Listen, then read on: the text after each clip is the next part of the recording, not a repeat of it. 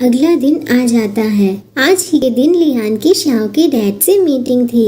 सबसे पहले लियान और शाओ सुपरमार्केट जाते हैं शाओ के डैड के लिए जिगसॉ पजल खरीदने के लिए। लियान ने शाओ के कहने पे एक पजल ले तो ली थी, पर पूरी की पूरी पजल वाइट कलर की थी, तो इसीलिए वो हेजिटेट कर रहा था कि इसे लेना सही होगा या नहीं। इस पे शाह प्यारी से स्माइल करते हुए उसे तसल्ली देता है कि मेरे डैड को हमेशा से ऐसा ही सेट चाहिए था। वो इसके बारे में हर वक्त बातें करते रहते हैं, पर उन्होंने इसे कभी खरीदा ही नहीं, ऑल्दो ये ऑनलाइन बड़ी आसानी से मिल जाती। इस बार डैड बच के नहीं जा पाएंगे। शाओ की बातें सुन के लियान समझ जाता है कि शाओ ये पजल अपने डैड को टीज करने के लिए ले रहा है। थोड़ी देर बाद वो दोनों ओलंपिक पार्क पहुंच जाते हैं, जहां सारे कंपनी को वर्कर्स से रेस लगवाई जा रही थी, वो भी बहुत लंबी रेस। वर्कर्स तो आपस में कंप्लेन करने लगते हैं कि ये तो ओवर टाइम करने से भी ज्यादा बुरा है, हमें घंटों तक चलना होगा। ट्रैक पे लियान और शाओ भी थे। चलते चलते लियान देखता है कि उसके शू लेसेस खुले हुए हैं, तो वो उन्हें टाई करने लगता है। तभी शाओ धीरे से उसके पास आके कहता है, सीनियर, क्या हम घंटों तक बस चलते ही रहेंगे? ये तो बहुत बोरिंग है। इस पे लियान उसे खुद से दूर करते हुए कहता है कि हमारे कलीग्स देख रहे हैं। उसके बाद वो शाओ को उसकी फेवरेट कैंडीज देता है और बोलता है, इसे खत्म करने के बाद मेरे पास और भी हैं। शाओ एक कैंडी खाते हुए पूछता है कि क्या आप नहीं खाओगे? लियान एक ड्रामा क्वीन की तरह जवाब देता है, मैं नहीं चाहता कि मेरा वजन बढ़ जाए। मैंने आज दोपहर में ही हॉट पॉट खाया था। जब भी सर्दी का मौसम आता है मेरा वजन बढ़ जाता है। अगर मैंने अपने खाने पे कंट्रोल नहीं किया तो मेरी पतली कमर चौड़ी हो जाएगी और मेरी सारी शॉर्ट्स मुझ पे अगली लगेंगी। इस पे शाओ कहता है, स्प्रिंग सीजन ऑलमोस्ट आ ही गया है, और तो और रिसेंटली आपका वजन बिल्कुल भी नहीं बढ़ा है।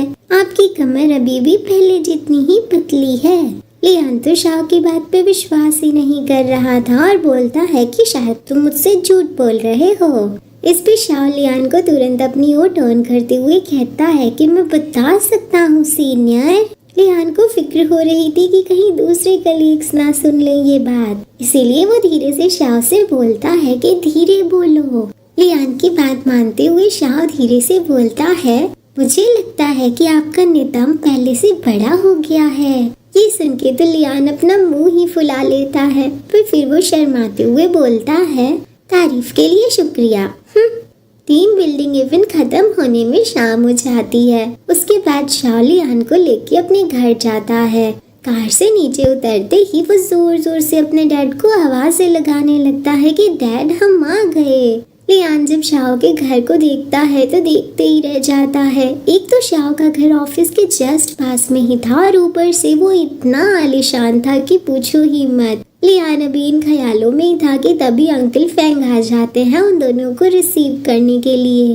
वो दोनों जैसे ही घर के अंदर एंटर करते हैं, सीढ़ियों से किसी के उतरने की जोर जोर से आवाजें आती हैं। अगले ही पल एक छोटी सी बच्ची फुल एक्साइटमेंट में शाओ को पुकारते हुए दौड़ के उसके पास आने लगती है। ये देख के अंकल फेंग उसका नाम पुकार के उसे डांटते हैं, Guo Guo. Shao Guo Guo की चोटी को ऊपर करते हुए कहता है कि तुम तो लंबी हो गई हो। गुओ गुओ पूछती है कि सच में? शाओ जवाब देता है कि हाँ, कम से कम 3 सेंटीमीटर। फिर वो लियान को बताता है कि ये गुओ गुओ है, अंकल फेंग की बेटी। लियान गुओ गुओ की हाइट के बराबर बैठ के उससे कहता है, हेलो गुओ गुओ, तुम्हारी उम्र कितनी है? गुओ गुओ बताती है कि मैं 7 साल की हूँ। क्या आप शाओ शाओ के बॉयफ्रेंड हो? इस पे लियान बड़ी सी स्माइल करते हुए पूछता है कि क्या वो मेरे बारे में बातें करता है? गुओ गुओ अपनी उंगलियों पे काउंट करते हुए बताती है, हाँ, जब भी वो यहाँ आता है वो सिर्फ आपकी ही बातें करता है।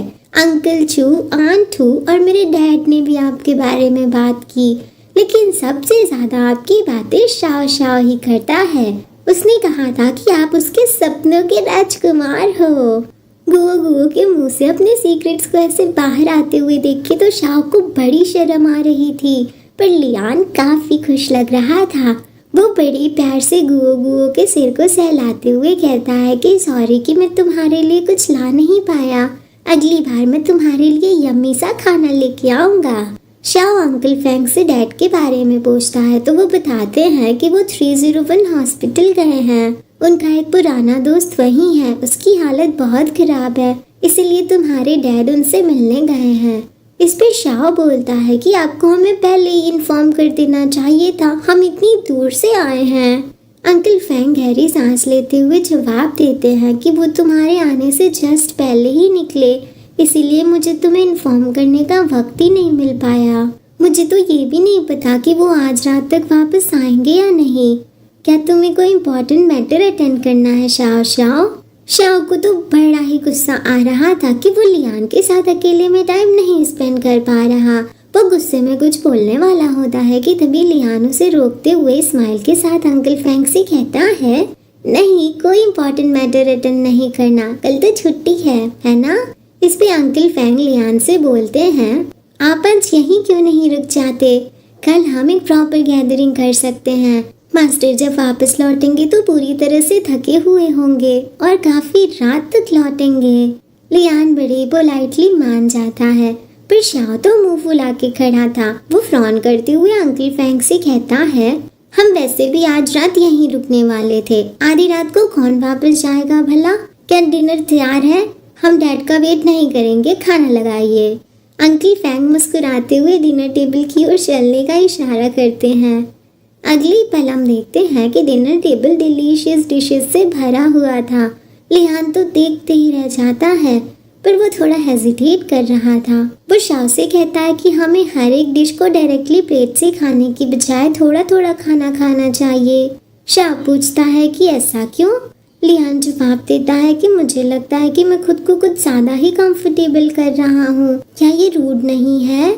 लियान मन में सोच रहा था कि मैं पहली बार इसके घर आया हूँ और इसके डैड घर पे नहीं है, मुझे थोड़ा अच्छे से बिहेव करना चाहिए। लियान ये सब सोच रहा था कि तभी शाओ से समझाते हुए कहता है कि आप ज्यादा मत सोचो, आपको इतना फॉर्मल होने की जरूरत नहीं है। लियान शाओ की बात मान के खुद को थोड़ा रिलैक्स करता है। उसके बाद वो शाओ को खाना खिलाने लगता है और साथ ही साथ शाओ उसके साथ फ्लर्ट भी कर रहा था। डिनर करने के बाद शाओ अपने कमरे में टेबल पे बैठ के गेम्स खेल रहा था।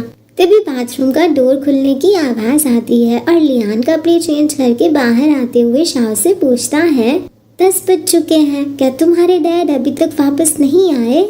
शाओ चेयर को लियान की ओर टर्न करते हुए बड़ी सी स्माइल के साथ जवाब देता है, नहीं, रेड कलर तो आपके ऊपर खूब जच रहा है सीनियर। इस पे लियान अपनी शर्ट ऊपर करते हुए कहता है, मुझे लगता है कि मैं बिना पैंट्स के और भी बेहतर लगूंगा। घर पे मेरे पास बिल्कुल ऐसी ही एक शर्ट है, लास्ट टाइम मैं तुम्हारे लिए इसे पहनना चाहता था। गाइस, आई थिंक आप सबको याद ही होगा कि पिछली बार लियान ने जब शाओ को सरप्राइज देने के लिए अपनी रेड शर्ट को बिना पैंट्स के पहना था तो क्या हुआ था, बेचारे को खुद ही सरप्राइज मिल गया था आंट हू से। लियान की बात सुन के तो शाओ के गाल टमाटर की तरह लाल हो जाते हैं, पर उसे पता था कि यहाँ वो चीजें नहीं है जिसकी जरूरत उन्हें पड़ेगी, इसीलिए वो खुद को डिस्ट्रैक्ट करने के लिए नजरें दूसरी ओर करके कहता है, अभी ज्यादा रात नहीं हुई है, अगर आपको थकान महसूस नहीं हो रही है तो हम मूवी देख सकते हैं।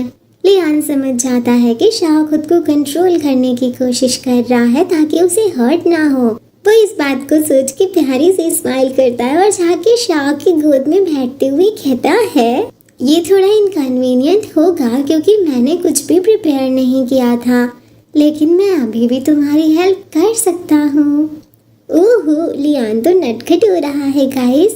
वैसे गाइस, क्या आप सब गेस कर सकते हो कि लियान शाओ की हेल्प किस तरीके से करेगा?